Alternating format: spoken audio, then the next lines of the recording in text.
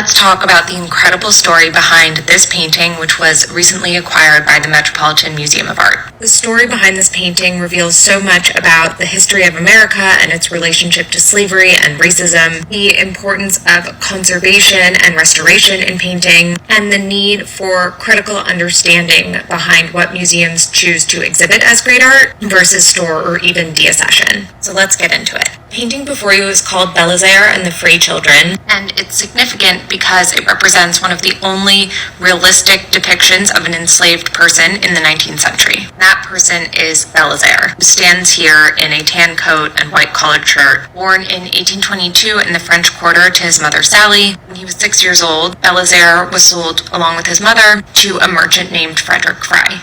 The Frey Children, and records show that he was listed as a domestic.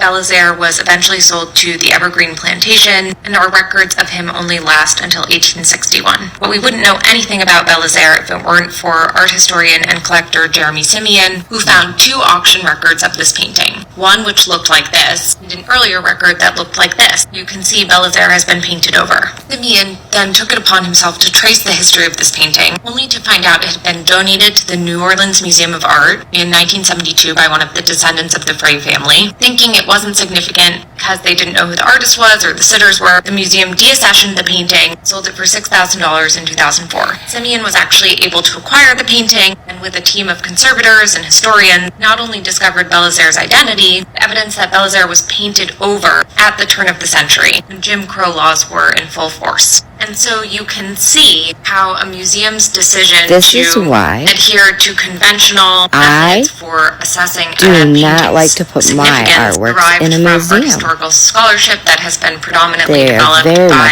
white people leads to exclusion and actually an unfaithful representation of what American art tells us about American history.